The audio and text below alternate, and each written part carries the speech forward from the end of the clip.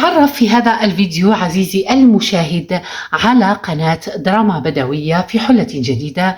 التردد الجديد والاسم الجديد، نزلت القناة تحت اسم جديد. تابعوا مع الفيديو إلى النهاية للتعرف على كل ذلك.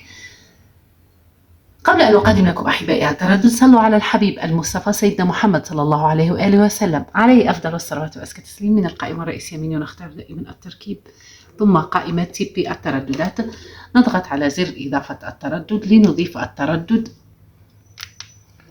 عندما تظهر هذه الشاشة نضيف التردد 11.1.37، معدل ترميز 27500، والاستقطاب أفقي والاستقطاب عمودي فيب.